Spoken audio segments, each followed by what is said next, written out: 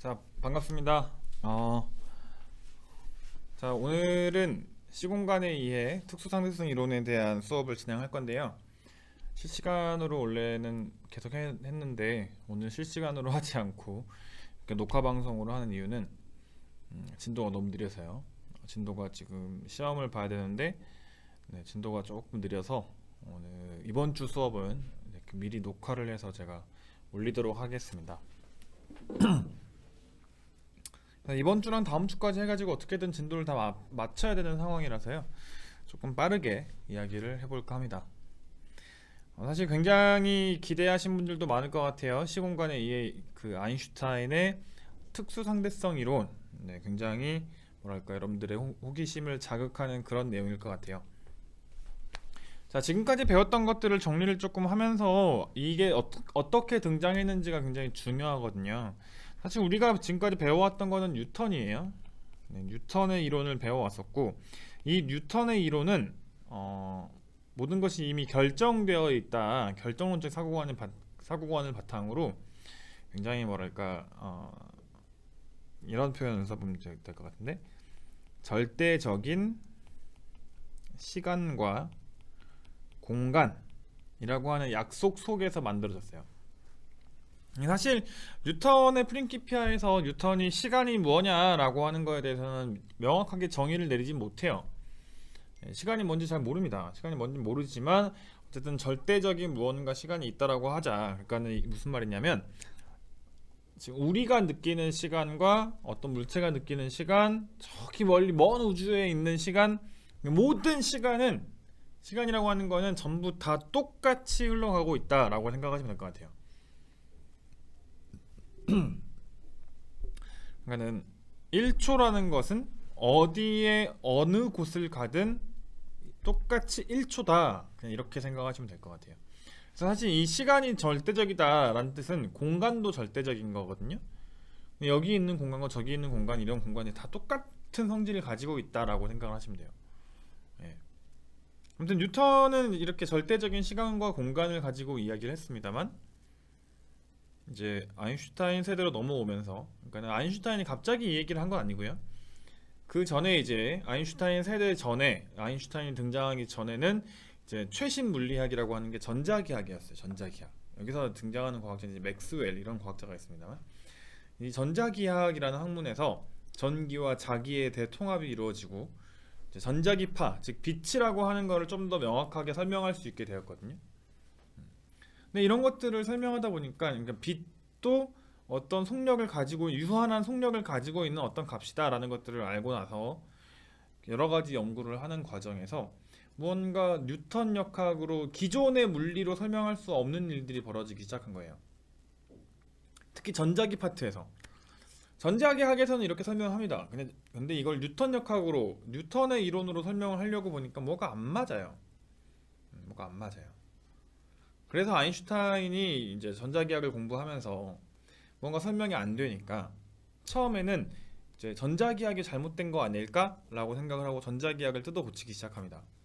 그리고 실패를 하죠. 그래서 다시 눈을 돌린 게, 그렇다면 뉴턴의 역학이 뭔가가 틀렸구나. 그래서 뉴턴이 이야기한 것 중에서 이 절대적인 시간이나 공간이라고 하는 게 무언가 잘못됐다라고 하는 거를 아인슈타인이 생각을 하게 돼요. 그리고 그 내용을 정리를 해서 1905년에 논문을 발표를 하죠. 그 논문을 발표할 때 아인슈타인은 사실 교수가 아니었습니다. 학생도 아니었어요. 특허국 직원이었어요. 그것도 특허국의 제일 아래 말단 직원. 공무원이었죠, 공무원. 특허국 말단 직원이 일하다가 짬짬이 시간 내가지고 논문 써서 발표를 하니까 누가 보겠어요? 아무도 안 봅니다. 사실 1905년에 처음 특수상대성 이론의 논문이 나왔을 때 사람들은 이걸 그렇게까지 잘 믿지 않았어요. 그냥 말도 안 되는 소리 그냥 하고 넘어갔어요. 근데 이제 특수상대성 이론으로만 설명할 수 있는 여러 가지 현상들이 나타나면서 아인슈타인의 이야기가 맞구나, 이렇게 된 거죠. 그 당시에 설명하지 못했던 많은 것들을 설명할 수 있게 되었어요. 아인슈타인의 특수상대성 이론부터. 자, 아인슈타인의 특수상대성 이론에 두 가지 그 원리가 있어요. 네, 특수상대성 이론을 이루는 두 가지 원리가 있는데요. 첫 번째는 상대성 원리, 네, 상대성 원리라는 게 있고, 두 번째는 광속 불변의 원리라는 게 있습니다. 사실 이 상대성의 원리라고 하는 거는 이제 아주 옛날부터 뉴턴 이전의 시대에서도 이미 알려져 있던 거예요. 좀 이따 설명할게요. 광속 불변의 원리가 가장 중요하고 항상 보기 지문으로 등장하는 내용입니다. 자, 어쨌든 이 두 가지의 원리 안에 원리를 이용하면 네 가지 정도를 이야기를 할 수 있어요. 제가 약간 가리고 있는데 제가 잠깐 꺼볼게요. 제 얼굴이 중요한 건 아니잖아요. 이제 아인슈타인의 특수상대성 이론에서 중요하게 다루는 네 가지. 먼저 동시성의 상대성, 그다음에 시간 지연, 길이 수축. 네, 이게 제일 중요하고요. 요거 두 개는 같이 세트로 나오는 거고요. 마지막이 질량 에너지 등가 원리까지. 그래서 이 질량 에너지 등가 원리는 핵융합과 핵분열이라고 하는 핵 반응에서의 결론. 이런 것들, 이 네 가지가 주로 등장하는 그 이벤트들입니다. 다행히도 우리는 아인슈타인의 특수 상대성 이론을 직접 뭔가 계산하지는 않을 거예요. 계산하지는 않고요. 그냥 이런 현상이 일어났으니까 이런 결론이 나올 거야 정도 해석을 하도록 하겠습니다. 대신에 이제 동시성의 상대성, 그리고 시간 지연, 길이 수축 이런 것들이 왜 일어나는가, 이거는 한번 이야기를 해볼 생각입니다. 여기서 이 모든 것들은 전부 다 이 위에 광속 불변의 원리에서부터 출발한다라고 생각하시면 될 것 같아요. 자, 저 다시 등장하고요. 자, 그러면 상대성 원리부터 이야기를 해볼게요. 자, 모든 물체의 속도는 관측하는 관성 좌표계에 따라 다르게 측정되지만 물체의 가속도는 동일하게 측정된다. 즉, 물체의 운동 방향식은 서로 다른 관성 좌표계에서 동일하게 적용된다. 참, 이게 무슨 말이냐? 되게 말이 어려워요. 되게 말이 어려운데, 자, 그림을 보면, 지금 첫 번째 질문을 보면 일정한 속도로 움직이는 수레 위에서 공을 위로 던져보자. 공은 어디로 움직이냐라는 질문이 있어요. 그냥 상황을 재현해보면 이런 거죠. 던질 만한 물건이 없나? 제가 이렇게 걸어가는데 안 보이네. 리모컨을 합시다. 제가 걸어가면서 리모컨을 위로 던질 거예요. 네, 다시 걸어가면서 리모컨 던지고 받아요. 네. 이때 리모컨의 움직임을 이야기를 해보자라는 거죠. 사실 일정한 속도로 움직이는 수레 위에서 제가 일정한 속도로 걸어가고 있을 때 리모컨을 위로 던지면 제가 봤을 때는 리모컨은 위로 올라갔다가 아래로 내려온 것처럼 보이겠죠. 근데 여러분들이 봤을 때는 리모컨의 운동 궤적은 포물선을 그리게 될 거예요. 그 얘기입니다. 지금 왼쪽에 있는 그림, 이쪽에 있는 그림, 트럭을 보면 트럭 위에 관찰자가 봤을 때는 위로 올라갔다가 위로 던져서 그냥 올라갔다가 다시 내려오는 이런 물체의 운동이 보이겠죠. 트럭 위에 타고 있는 사람이 봤을 때는. 근데 이거를 밖에서 보면, 이 그림을 밖에서 보면, 여기 있는 사람이 본 거예요. 이 사람이 보면 지면에 있는 관찰자가 봤을 때는 트럭과 함께 공이 이동하는 것처럼 보일 거예요. 즉 이런 궤적이 보이겠죠. 네. 다르죠. 관찰자가 어디에 있냐에 따라서 물체의 운동이 전혀 다르게 보이죠.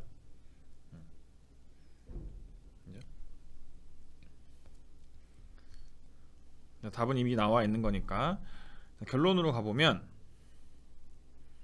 등속도로 여기 등속도가 중요한 거예요.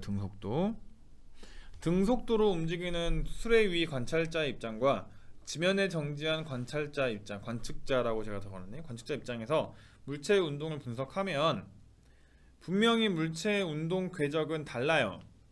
하나는 위로 던졌다 내려 떨어진 거고 하나는 포물선 운동을 하고 있는데, 어쨌든 중요한 거는 이 둘 다 중력에 의한 가속도 운동으로, 가속 운동으로 설명할 수 있어요. 물리적으로 설명할 수 있는 게 똑같아요. 그래서 여기가 중요한 건데, 즉 등속도로 움직이고 있는 좌표계와 등속도로 움직이는 좌표계하고 정지한 좌표계하고 이 둘 사이에 누가 움직이고 누가 움직이지 않냐 이거를 따져볼 수 있는 그 어떠한 역학적 실험이 없다란 얘기예요. 되게 어려운데 이렇게 생각하시면 돼요. 만약에 여러분들이 지하철을 탔는데 양쪽 양방향 2호선을 타가지고 양방향 지하철이에요. 한쪽에 타고 있어요. 근데 이 두 열차가 동시에 움직인다라고 하겠습니다. 근데 가끔씩 이런 경험 있을 거예요. 내가 움직이는 건지 저 반대편에 있는 기차가 움직이는 건지 구분하기 힘들 때가 있어요. 그렇지 않아요? 저는 어렸을 때 그 고속버스 같은 걸 탔을 때 고속버스를 타고 있으면 이제 바로 옆에도 버스가 있을 거 아니에요? 이제 버스가 출발을 하는데 처음에는 아주 천천히 움직이기 때문에 마치 등속도로 움직이는 거와 거의 비슷하거든요. 그러면 내가 움직이는 건지 내 옆에 있는 버스가 움직이는 건지 좀 헷갈릴 때가 있어요. 그리고 정신 차리고 보면 내가 움직인 게 아니고 내 옆에 있는 버스가 움직일 때가 있어요. 일상생활에서는 느끼기가 힘들어요. 지금 여기서 중요한 거는 등속도로 움직이는 좌표계라고 했잖아요. 정지 상태 아니면 등속도 좌표계예요. 가속하는 상황에 대해서는 이야기를 하지 않은 거죠. 어떤 좌표계가 가속 운동을 하지 않는다면, 거꾸로 말할게요. 아인슈타인은 아직 이 이야기를 하지 않았습니다만 어떤 좌표계가 가속 운동을 하게 되면 그 가속 운동을 하는 좌표계는 움직이고 있다라고 이야기할 수 있어요. 그걸 증명할 수 있는 역학적인 실험 방법이 존재합니다. 근데 등속도로 움직이는 좌표계하고 정지한 좌표계 사이에서는 이 둘을 구분할 수 있는 방법은 없어요. 무슨 말인지 알겠습니까? 이해가 좀 안 될 수도 있을 것 같은데, 자 일단 이제 굵은글씨로 제가 적어놨는데 모든 관성 좌표계에서 관성 좌표계란 얘기는 정지한 좌표계 또는 등속 직선 운동하는 좌표계를 말해요. 가속 운동은 안 됩니다. 가속 운동 말고 정지해 있거나 등속 직선 운동하는 좌표계만 우리는 관성 좌표계라고 불러요. 아무튼 관성 좌표계에서는 운동 법칙은 동일하게 적용된다. 자 그러면 생각을 해볼게요. 우리가 살고 있는 지구는요. 지금 질문 약간 살짝 질문을 던져볼게. 정확히 한번 질문은 지구 위에 있는 우리는 관성 좌표계 속에 살고 있는 걸까요? 아니면 비관성 좌표계 속에 살고 있는 걸까요? 그럼 이제 이걸 생각해 봐야죠. 지구 표면은 정지해 있는가? 아니면 등속 직선 운동을 하고 있는가? 아니면 그것도 아니면 가속 운동을 하고 있는가? 이걸 따져볼 필요가 있죠. 근데 사실 지구 표면 위에서 살고 있는 우리 입장에서는 지표면은 그냥 정지해 있는 것처럼 보일 거예요. 우리가 봤을 때 지표면이 움직인다 이건 지진이지. 근데 이제 우리가 우주 공간으로 나가 있다라고 생각을 해볼게요. 우주 공간에 멈춰 서가지고 지구를 바라보고 있다라고 생각해 볼게요. 지구는 일단 태양 주변을 공전하고 있죠. 그리고 스스로 자전도 하고 있죠. 돌고 있는 거잖아요.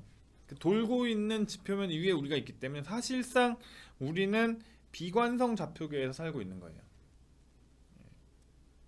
그러니까 비관성 좌표계에서 물리 법칙은 좀 다르게 표현되거든요. 요거는 뭐 나중에 더 배울 일이고요.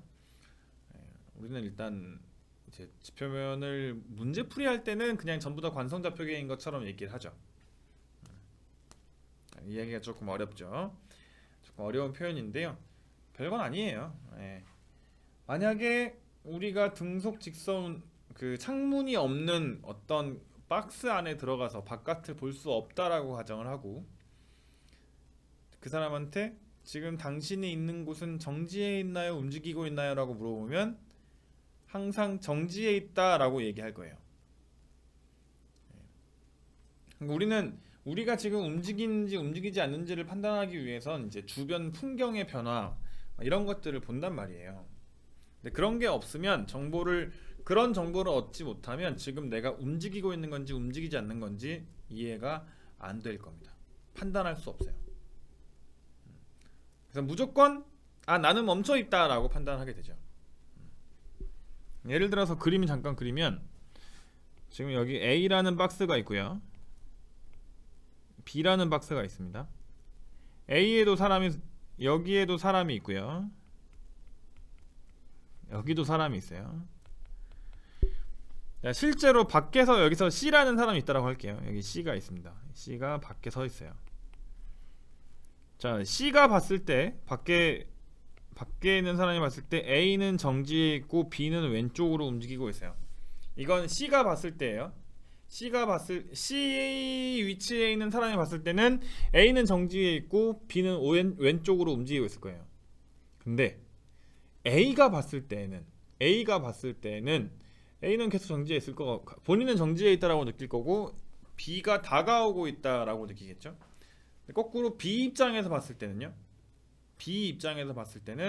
본인이 정지해 있고 A와 C가 본인에게 다가오고 있다라고 느낄 거예요. 이게 관성좌표계에서 일어나는 일입니다. 누가 움직이고 누가 멈춰 있는지를 제대로 판단할 수 없어요. 됐죠? 이게 상대성 원리예요. 상대성 원리.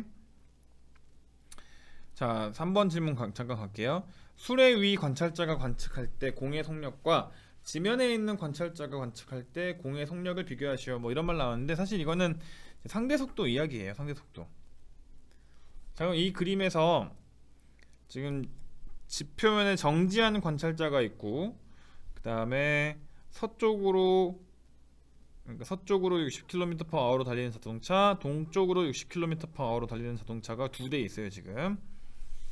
자, 정지하는 관찰자가 봤을 때는 저 빨간색, 파란색, 녹색 자동차가 각각 동쪽과 서쪽 방향에 60km/h의 속력을 가지고 있다 라고 이야기를 하겠지만, 파란색 차에 타고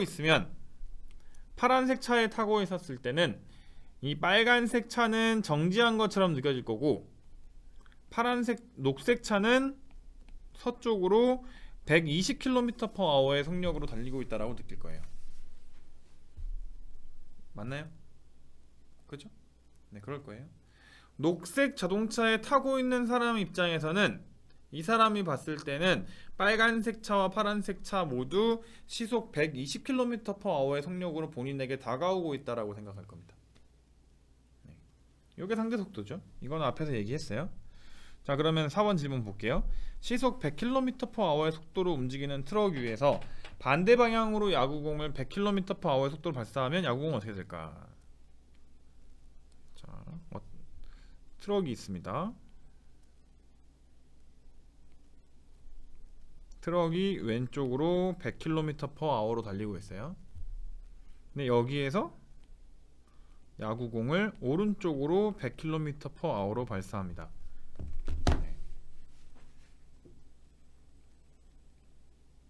트럭에 타고 있는 사람 입장에서 야구공을 보면 야구공은 그냥 100km/h로 날아가는 것처럼 보일 거예요. 근데 밖에서 보면 야구공의 속력이 0이 된 것처럼 보일 겁니다. 이걸 실험한 영상이 있거든요. 잠시만 기다려주세요. 이 영상을 제가 한번 보여드리도록 하겠습니다.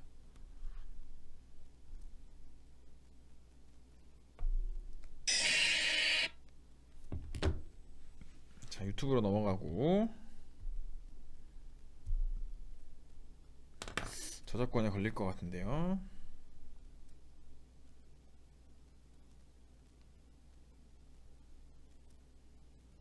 잠깐만요. 녹화 방송을 해도 딜레이가 되는 걸 보니까 이거는 실시간 수업을 해서 느려진 게 아니구나 라는 생각이 듭니다.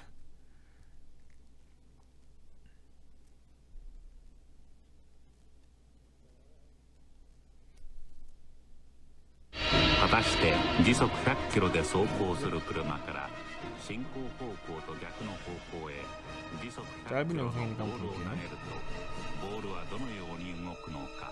投げた地点で落ちています。時速100キロで走行する車から進行方向と逆の方向へ時速100キロのボールを投げると、なんとボールは投げた地点で落下しました。 바닥에 부딪히고 나서는 지금 중요한 건 아니에요. 지금 다시 볼까요? 時速100キロで走行する車から進行方向と逆の方向へ時速100キロのボールを投げるとボールはどのように動くのか。投げた地点で落ちています。時速100キロで 지금 走行する車から 이 그림에서 여기 타고 있는 사람이 봤을 때 이 야구공은 그냥 100km/h 속력으로 날아간 거예요. 이렇게 이쪽으로. 이 사람이 봤을 때는, 밖에서 봤을 때는 차가 100km/h로 달리고 있고 반대 방향으로 공을 던졌으니까 상대 속도가 0이 돼 버리죠.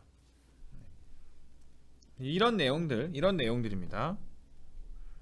궁금하면 좀 더 영상 찾아보시고.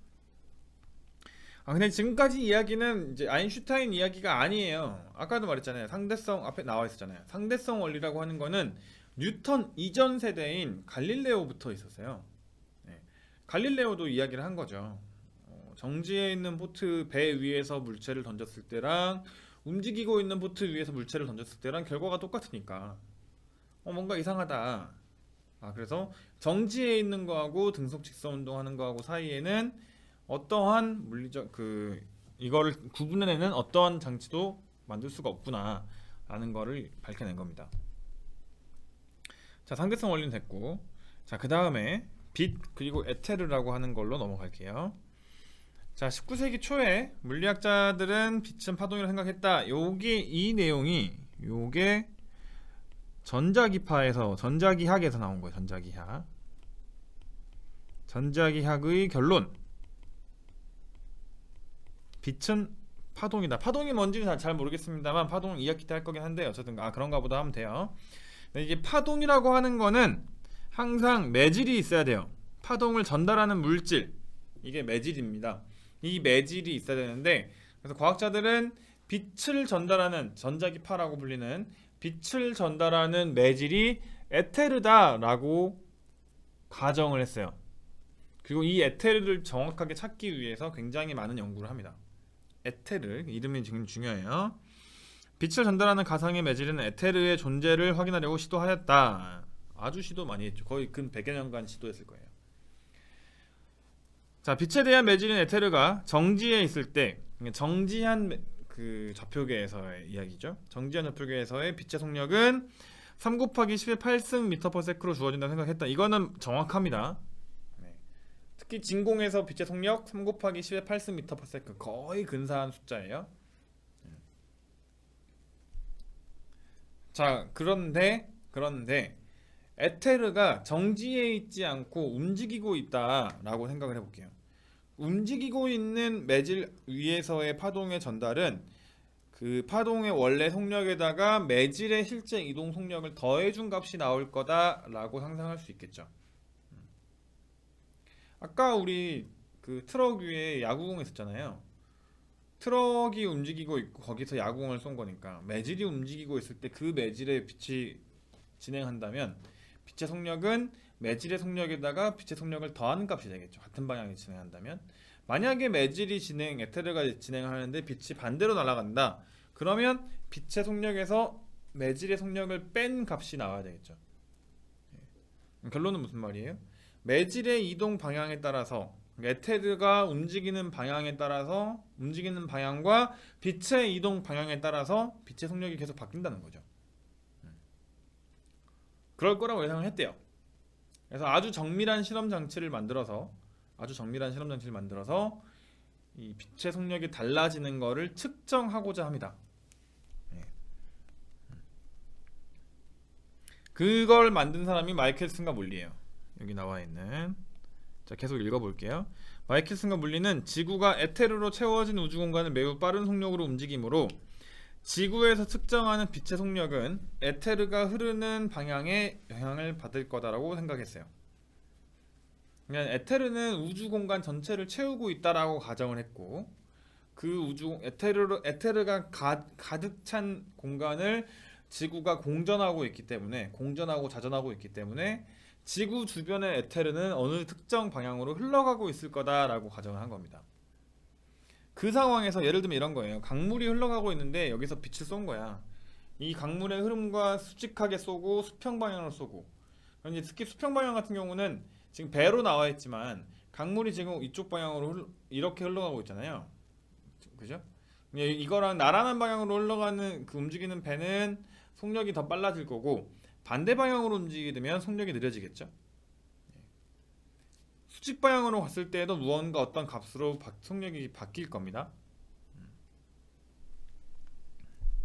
이 질문은 굳이 대답하지 마시고 이건 이제 지워버리고. 자, 어쨌든 중요한 거는 수평 방향으로 진행할 때와 수직 방향으로 진행할 때 속력의 차이가 생길 거다라고 상상을 한 거예요. 그래서 실험을 이렇게 세팅합니다. 아까 이 자동차 그 강물과 배의 그림과 비슷하게 이렇게 실험을 설계를 합니다. 저 잠깐 나갈게요. 자, 광원에서 빛이 나옵니다. 광원에서 빛이 나오는데요. 빛을 쏘는데 반거울, 반투명 거울이라는 뭐 이런 게 있어요. 이거는 일부는 반사를 시키고요. 일부는 투과를 합니다. 반거울에 입사하면 일부는 반사하고 일부는 투과한다. 자, 투과한 애들은 반대쪽 거울에 가서 부딪혀서 다시 되돌아오고요. 반사된 애들은 위쪽 거울에 부딪혀서 다시 되돌아와서 검출기로 들어가게 됩니다. 그러면 지금 여기 이렇게 갔다가 되돌아온 파란색 경로, 이걸 1번 경로라고 할게요. 그 다음에 빨간색, 여기 나와 있는 빨간색 갔다가 내려와서 내려오는 2번 경로, 2번 빛이라고 할게요. 이제 이 1번 빛하고 2번 빛하고 속력이 약간 달라서 이제 검출기에서 무언가 간섭 무늬라는 게 뭔가 무늬가 생겨요. 무늬가 생겨요. 실제로 실험을 하면 이 상태에서 무늬가 만들어집니다. 무늬가 만들어지는데 이제 마이클슨 몰리는 실험은 어떻게 했냐? 이 실험 장치를 회전시켜요. 실험 장치를 회전시키면 수평 방향, 수직 방향이 바뀌면서 간섭 무늬가 바뀔 거야 라고 생각을 한 겁니다. 그게 여기 4번이에요. 실험 장치가 회전하면 에테르가 흐르는 방향이 달라지므로 두 빛의 속력이 변하여 간섭 무늬의 변화가 있어야 한다라고 가설을 세웠는데 실제로 실험을 해보니까 변화가 관측되지 않았어요. 자, 여기서 중요한 거, 이 마이켈슨 몰리 실험은 매우 중요한데요. 마이켈슨 몰리 실험 자체의 목적은 뭐였냐? 실험의 목적은 에테르를 찾는 겁니다. 를 찾는 것. 실험의 목적은 에테르를 증명하는 거예요. 에테르가 존재하고 있다. 이거를 증명하기 위해서 이런 실험 장치를 꾸민 겁니다. 근데 결과가 어떻게 나왔어요? 간섭 무늬가 안 나와. 간섭 무늬가 나와야지, 간섭 무늬의 변화가 있어야지만 아, 우리는 에테르가 존재하고 있구나, 에테르 속에 살고 있구나, 에테르는 빛의 매질이 맞구나, 뭐 이런 결론이 나올 텐데 안타깝게도 실험은 대실패로 끝납니다. 실험 결과가 어떻게 나오냐? 에테르는 존재하지 않는다라는 결론이 나와버려요. 이 결과가 얼마나 충격적이었냐면 그 당시에 모든 물리학자들이 이 실험 결과를 올바르게 해석하지 못합니다. 믿지 않아요. 아니다, 이건 실험이 잘못된 거다, 무언가 잘못했을 거냐, 제대로 실험을 하면 나올 거다, 다들 이렇게 믿었어요. 에테르가 존재하지 않는다라는 거를 믿지 않았다는 거지, 실험을 보고도. 보통 과학자들이 굉장히 논리적인 사람이고 논리적인 판단을 할 줄 아는 사람이라고 다들 착각하는데요. 뭐 무조건 그렇진 않아요. 무조건 과학자들이 논리적인 판단을 하는 건 아니고요. 실제로는 과학자들도 이 실험 결과를 보고 논리적으로 판단을 하지 못하고 본인이 믿는, 본인이 배워왔던, 그리고 본인이 알고 있는 거에 대한 내용을 바꾸는데 굉장히 두려움을 느껴요. 더군다나 이 마이켈슨 몰리 실험이 진행됐을 때 이미 아주 다양한 방법으로 에테르를 증명하고자 하는 시도가 있었거든요. 이론적으로는 너무 많은 정보가 이미 나온 거예요. 자, 아까 방금 녹음이 좀 고르지 못했어요. 갑자기 멈춰버렸네. 어쨌든 다시 결론으로 넘어가면, 어쨌든 과학자들도 계속 고민을 했을 거예요. 왜냐면 이미 이론적으로 에테르의 존재가 굉장히 많이 연구가 되어 왔었고, 그래서 갑자기 이 에테르의 존재를 부정한다는 거는 과학자들 입장에서는 굉장히 힘든 일이었을 겁니다. 이제 예를 들면 이런 거예요. 본인이 어떤 교수 밑에서 연구를 하고 있어요. 근데 그 교수는 에테르가 있다라고 밝혔을 거야. 근데 이제 본인이 연구를 해보니까 교수의 가르침과는 다르게 에테르가 없다라는 결론이 나왔어. 근데 이제 에테르 없는데요? 라고 교수한테 한마디 딱 해버리면 교수가 무슨 말도 안 되는 소리냐? 라고 생각하고 제자를 까버립니다. 그러니까 학계에서 좀 인정을 못 받게 돼요. 본인의 커리어가 깎이는 거죠. 물리학에서는 1900년대에 이런 일들이 되게 많았어요. 본인의 미래를 위해서 실험 결과를 제대로 분석하지 못한 이런 일들이 꽤 있습니다. 네, 어쨌든 아인슈타인은 다행히도 뭐 대학 교수도 아니었고요. 대학 교수 누구 밑에서 연구하는 대학원생도 아니었고, 뭐 눈치 볼 사람이 없었던 거죠. 그래서 당당하게 얘기를 합니다. 마이케스 몰리 실험에 의하면 에테르는 존재하지 않는다. 에테르 없네. 야, 에테르 없는데 왜 있다 그러냐? 뭐 이런 식으로 얘기를 하게 됩니다. 그러니까 이제 그 당시에는 정말 획기적인 이야기가 나온 거죠. 자, 계속 지난 글씨로 제가 적어놓은 것들. 자, 지금 우리 여기서는 지난 글씨로 되어 있는 것들만 여러분들이 암기를 해도 괜찮아요. 지난 글씨로 되어 있는 것만 체크하시면 됩니다. 다른 거 필요 없어요. 다른 건 제가 설명해 드릴 거고. 자, 읽어볼게요. 빛을 전달하는 에테르는 존재하지 않는다. 존재하지 않아요. 두 번째, 관찰자의 상대 속도에 따른 빛의 속력에는 차이가 없다. 자, 그러니까 어떻게 돼요? 빛이라고 하는 거는 어떤 매질의 진행 방향 이런 거랑 무관하게 언제 어디서든 어떤 상황에서든 항상 빛의 속력은 똑같아요. 이게 무슨 말인지 이따가 좀 더 설명해 드릴게요. 자, 세 번째 표현이에요. 위쪽에 갈릴레이의 상대성 원리에 따르면 빛의 속력은 관찰자의 운동에 따라 달라져야 하지만 빛의 속력은 모든 관성 좌표계에서 같았다. 정지한 좌표계에서 빛의 속력을 측정하든 등속 직선 운동하고 있는 좌표계에서 빛의 속력을 측정하든 항상 똑같아요. 그러니까 아까 우리 물체를 던지고 받고 할 때랑은 다른 거예요. 물체를 던지고 받고 할 때는 정지한 거 움직이는 거 구분할 수 없었고 똑같이 표현됐어요.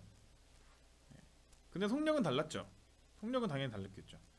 밖에서 쟀을 때와 안에서 쟀을 때 속력은 달라요. 아까 우리 야구공처럼 야구공을 트럭 반대편으로 100km/h로 던졌을 때 트럭에서 야구공의 속력을 측정할 때는 100km/h가 맞았고 밖에서 쟀을 때는 0이 돼버렸죠. 이게 당연한 건데, 이게 상대성 원리에서 설명을 하는 건데 빛은 이렇게 설명이 안 되더라 라는 게 바로 아인슈타인의 특수상대성 이론의 시작입니다. 즉 갈릴레이의 상대성 원리는 빛에 대해서 적용할 수가 없었어요. 이거를 적용할 수 있게끔 만들어낸 게 아인슈타인의 특수상대성 이론입니다.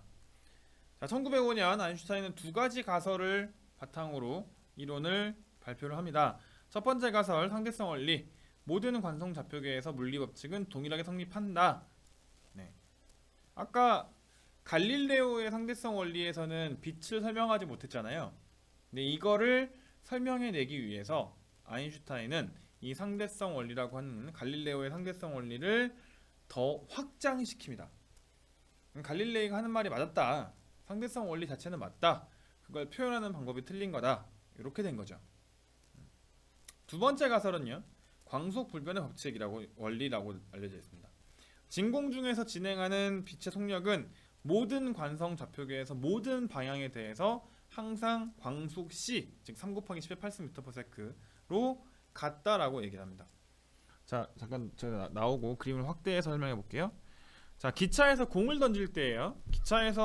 기차가 지금 오른쪽으로 100km/h로 가고 있고 여기에서 철수가 150km/h의 속력으로 공을 던져요. 영희가 공의 속력을 봤을 때, 영희가 봤을 때는 공은 기차의 속력이 더해져서 영희가 봤을 때는 공의 속력이 250km/h가 될 거예요. 당연히 철수가 봤을 때는 공은 그냥 그대로 150km/h겠죠. 관찰자에 따라서 물체의 속력이 바뀌죠. 근데 이 공을 빛으로 바꿔버리면 철수가 봤을 때 철수가 빛을 발사했어요. 근데 빛의 속력은 C잖아요. 철수가 봤을 때 빛의 속력 C. 근데 영희가 봤을 때에도 빛의 속력은 C입니다. 자, 이게 무슨 이상한 결론이 나오는데, 예를 들어서 빛의 속력은 C, 빛의 속력 C라고 되어 있는데 얘가 1시간 동안 가면 이거를 3600C 이렇게 쓰면 되거든요. 왜냐면 C는 3 곱하기 10의 8승 미터/세크잖아요. 여기다가 3600초를 곱하면 1시간이잖아요. 1시간 동안 간 거리가 3600C예요. 됐죠? 근데 이제 이런 결론 나오는 거죠. 영희가 봤을 때 여기서 발사된 빛은 1시간 동안 이동을 했다면 3600C가 나와야 되는데, 근데 철수가 봤을 땐 여기서부터 여기까지가 3600C가 맞는데, 문제는 기차에 타고 있잖아요.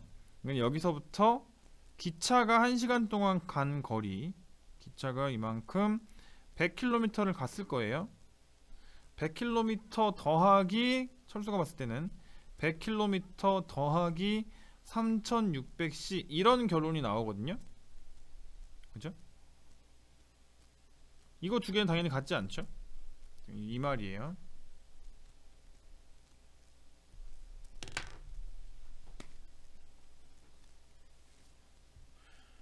자, 그러니까 되게 뭐 깨알 같은 글씨로 적어놨는데, 고전역학적으로 그냥 설명을 하면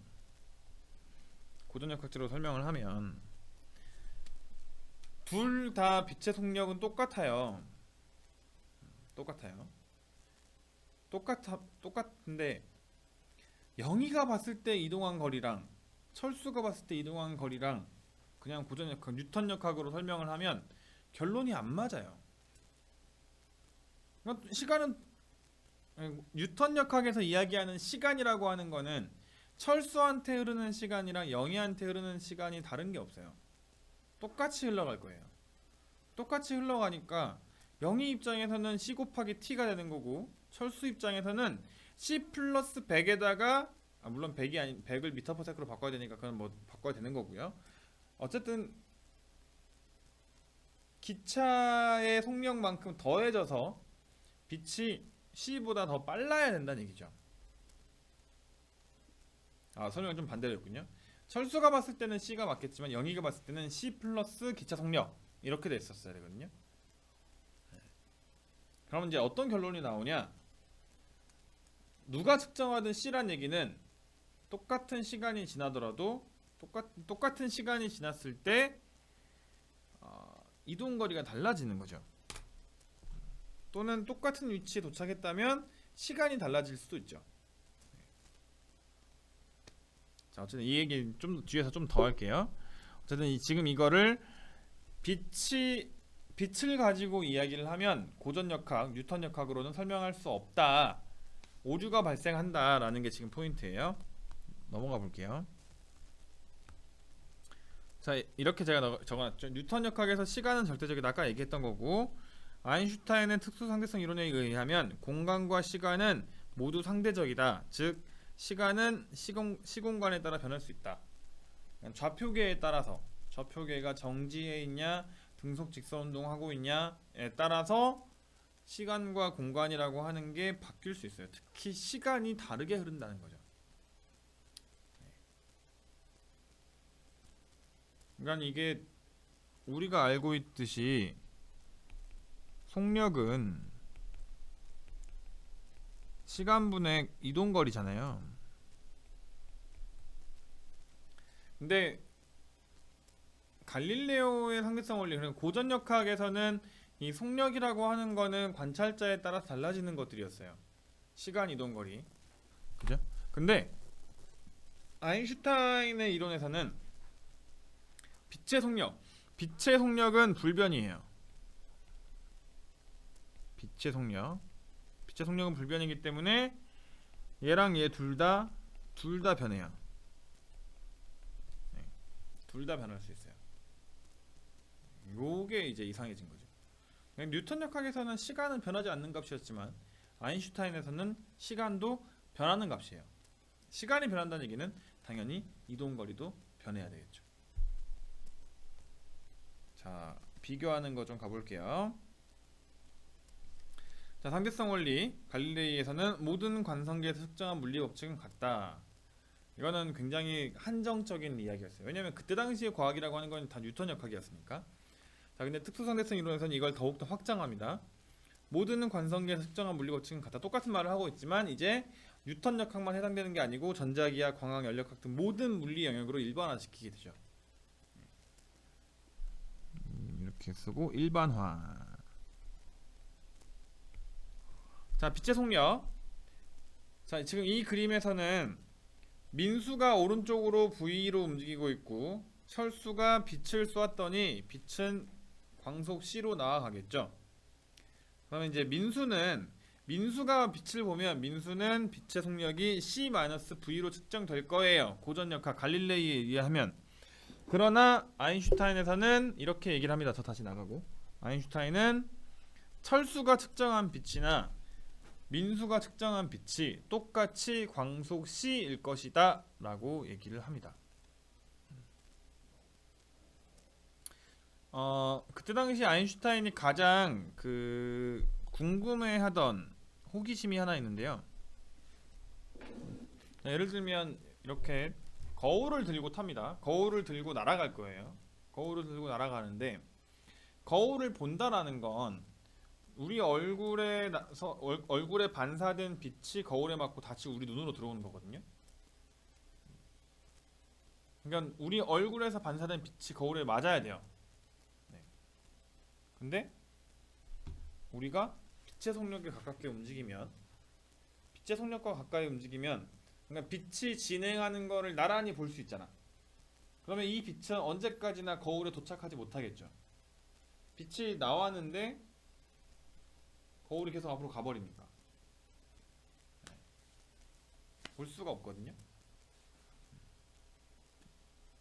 근데 아인슈타인이 특수상대성 이론을 발표하고 나서는 이제 볼 수 있다라는 것이 알려지죠. 자, 어쨌든 자, 그래서 중요한 거는 이제 아인슈타인의 상대성 이론에서 등장한 얘기가 물리량이라고 하는 게 물체와 관측자의 상대 속도에 따라 달라진다. 특정 좌표계에 따라서 달라지는 값이다. 상대적이다라는 얘기를 쓰는 거죠. 어렵죠. 네. 이해시키기가 참 어려운 것 같아요. 어쨌든 이 영상은 제가 출석 체크용으로 사용하고 나서 구글 클래스룸에도 올려놓을 테니까요. 다시 한번 보시면 좋을 것 같고, 이번 주말에 제가 보충 자료로 영상을 하나 제출할 거예요. 그 영상은 이 다음 주 수업 때 수행평가 자료로 쓸 거니까요. 꼭 시청을 하시면 되는데 아마 저의 설명을 좀 듣고 그 영상을 보면 하고 조금은 이해가 될 겁니다. 자, 뒤쪽으로 넘어가서 동시성의 상대성으로 가볼게요. 자, 동시성의 상대성. 자, 그림과 같이 지면에 광속에 가깝게 날아가는 우주선의 광원에서 같은 거리만큼 떨어진 빛 검출기에 빛이 도달하는 두 사건 A, B가 발생했을 때, 그러니까 빛 검출기는 앞에 하나, 뒤에 하나 있습니다. 미안해요. 앞에 하나, 뒤에 하나 있어요. 우주선 안의 철수와 지면의 영희는 두 사건 A, B를 다음과 같이 각각 다르게 관찰한다. 자, 요 이야기를 조금 더 이야기를 하기 전에 관찰한다라는 사실에 대해서 우리가 생각해 볼 필요가 있는데요. 관찰한다라는 거는 어떤 사건이 벌어졌다라는 뜻이죠. 사건이 벌어지지 않으면 우리는 관찰할 수가 없어요. 대표적인 거는 이제 어떤 예를 들어서 빛 검출기에 레이저 빛이 도착했을 때 검출기에서 불이 켜졌다? 이런 것들. 네. 불 켜진 걸 보고 우리는 빛이 도착한 거구나 라고 판단을 하는 거잖아요. 이걸 이제 사건이라고 불러요. 이런 사건이 일어나는 거를 관찰을 이제 할 수 있게 되는 건데, 이게 사실 굉장히 빠른 속력이라서 눈 깜짝할 사이에 빛이 도착해서 빛 검출기에서 신호가 올 거예요. 근데 이제 중요한 거는 그 지금 여기 가운데서 철수 기준으로 가운데서 이제 레이저 빛을 양쪽으로 쏘잖아요. 근데 이 발사된 레이저 빛의 속력이 유한하는 값이다라는 거죠. 3 곱하기 10의 8승 m/s라는 거지. 그리고 이 앞쪽으로 발사된 빛하고 뒤쪽으로 발사된 빛이 둘 다 똑같은 속력을 가지고 있어요. 네. 지금까지 우리는 빛의 속력을 무시했습니다. 빛의 속력은 그냥 순식간이다. 네, 순식간이다. 빛이 도달하는 데 걸린 시간 같은 거를 따지지 않았거든요. 물체의 운동을 설명할 때, 뭔가를 관찰한다라고 했을 때. 근데 아인슈타인의 상대성 이론에서는 이제 이걸 따져봐야 된다는 거죠. 그림을 볼게요. 우주선 안의 철수 입장에서 보겠습니다. 우주선 안의 철수 입장에서는 레이저 빛이 양쪽으로 나오는데 빛 검출기가 양쪽에 계속 똑같은 위치에 있기 때문에 철수 입장에서는 동시 도착할 거예요. 여기서 가운데서 있다가 양쪽으로 땅 쐈는데 양쪽 똑같이 도착하겠지. 왜냐면 이 레이저 빛이 발사되는 위치로부터 검출기까지의 거리가 동일하거든요. 아무런 변화가 없어요. 동시에 도착할 거예요. 그럼 이제 A, B에서 동시에 깜빡하고 불이 켜지겠죠. 이제 문제는 0입니다. 지면에서 봤을 때는 이제 이게 이야기가 이상해져요. 자, 검출기 그 중앙에 있는 광원 장치에서 빛이 나와요. 근데 이 빛이 오른쪽 왼쪽으로 진행을 합니다. 근데 아직 도착 안 했어요. 이만큼 갔어요. 아직 도착 안 했지만 처음 위치에서 나온 빛이 아직 도착하지는 않았지만 우주선은 지금 이쪽 방향으로 움직이고 있죠. 그러니까 우주선 뒤쪽에 있는 광 검출기는 이만큼 앞으로 다가온 거고요. 우주선 앞에 있던 검출기는 오히려 더 멀어졌어요. 처음 위치가 여기입니다. 처음 위치. 여기에서부터 보는 거예요. 최종적으로 A는 도착을 해버렸어요. A는 도착을 해버렸고 B는 아직도 도착을 안 했습니다. 영희가 봤을 때는 빛이 레이저가 A에 먼저 도착한 것처럼 보이겠죠. 실제로 영희가 봤을 때는 A가 먼저 도착, B는 나중에 도착 이렇게 돼요. 자, 그러면 이걸 줄여놓고 보면 잠깐 일어나서 우주선 안에 타고 있는 사람이 봤을 때는 이 두 개의 사건, 그러니까 레이저 빛이 A와 B에 도착하는 게 동시에라고 얘기를 할 수 있지만 밖에서 봤을 때는 A가 먼저 B가 나중 이렇게 해석해요. 네. 이상하죠? 아니 여기서는 동시 도착했는데 여기서는 동시가 아닌 거야.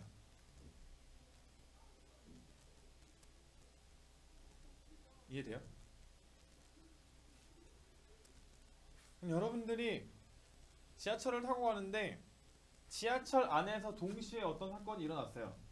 근데 밖에서 그 움직이는 지하철을 보면 이건 동시에 일어난 게 아닐 수도 있습니다.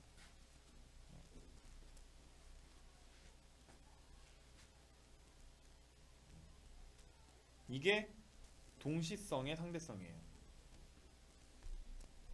자, 동시성은 관측자의 운동에 따라 달라지는 것으로 상대적인 겁니다. 누가 더 먼저 일어났냐? 이거는 관찰자의 위치에 따라서 달라지는 값이에요. 굉장히 철학적인 내용을 품고 있죠. 그래서 근데 지금 이 그림에서 이게 좀 어려운 내용, 여기서 조금만 업그레이드 시키면 지금 보면 사건 A와 B는 동시에 지금 철수가 봤을 때는 동시에 일어난 건 맞아요. 근데 사건이 A가 일어난 곳과 사건 B가 일어난 곳 장소가 다르죠. 장소가 다른 두 개의 사건은 여기선 동시, 여기선 동시가 아닐 수 있어요. 장소가 다르면 사건이 일어난 것이 다르면 이거는 동시성의 상대성이 적용돼 가지고 어디가 먼저 일어났냐를 따져봐야 돼요. 근데 이제 이거는 중앙에서 두 개의 빛이 발사됐잖아요. 자, 그러면 발사한 것만 가지고 얘기를 해볼까? 중앙에서 빛을 양쪽으로 발사했어. 이거는 장소가 여기밖에 없죠. 한 군데서 일어난 거죠. 그러면 빛을 발사한 건 철수 입장에서 발사한 시간하고 시각하고 영희 입장에서 발사한 시각은 똑같아요. 그러니까 이런 거예요. 장소가 똑같은 곳에서 오른쪽 왼쪽으로 빛을 발사한 이 사건은 영희가 봤을 때에도 오른쪽 왼쪽으로 동시에 발사해야 돼요. 한 개의 장소에서 일어나는 사건은 항상 똑같아요. 무조건 일어나야 돼요. 근데 지금 이 그림에서는 A랑 B랑 장소가 달라져요. 그러면 동시일 수도 있고 동시가 아닐 수도 있어요. 진짜 어렵죠? 자, 이거를 조금 뒤집어서 제가 하나만 더 해볼게요. 이 그림이 제일 대표적인 사례고, 근데 요즘은 이게 잘 안 나오고요. 상황을 뒤집어서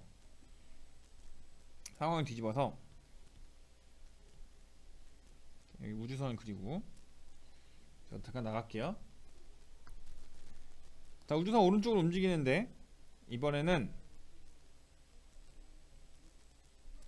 검출기가 가운데 있고요.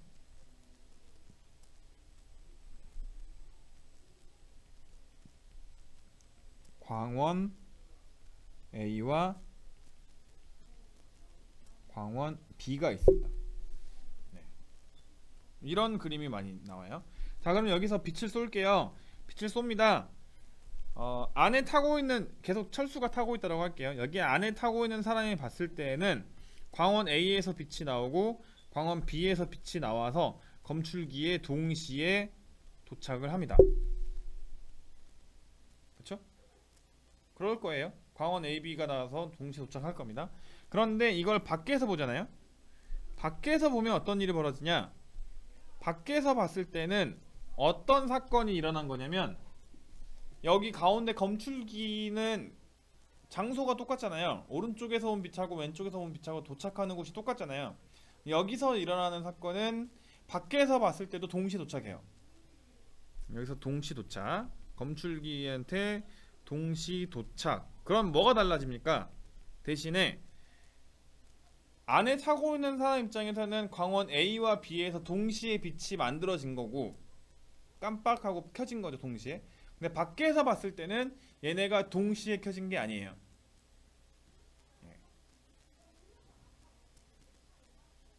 진짜 이상하죠. 자, A에서 빛이 나왔어요. A에서 빛이 나왔다라고 하겠습니다.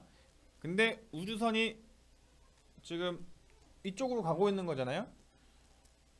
검출기가 그러면 가까워지고 있는 건가요? 멀어지고 있는 건가요? 검출기는 멀어지고 있는 거죠. 광원 B에서 빛이 나왔다고 할게요. 빛이 딱 나왔어. 지금 시간이 좀 흘러갑니다. 시간이 흘러가요. 근데 검출기가 이렇게 다가오는 거니까 B에서 검출기까지의 거리는 더 짧아진 거예요. 광원 밖에서 봤을 때는 광원 A에서 검출기까지는 멀어진 거고요.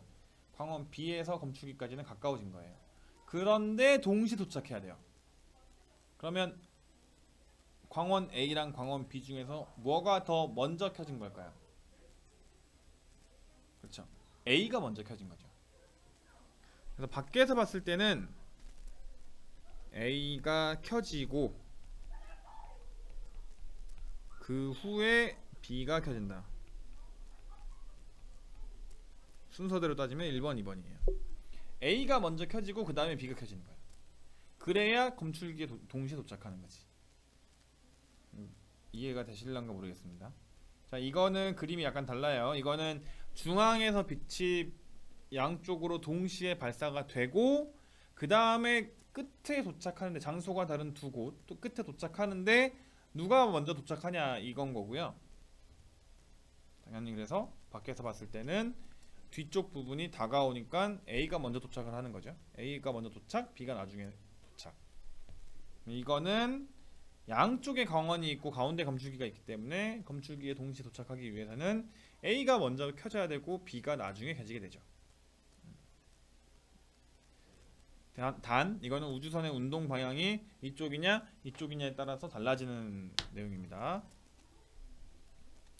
자, 동시성은 관찰자의 운동에 따라 달라지는 것은 상대적인 것이다. 네, 이런 얘기고요.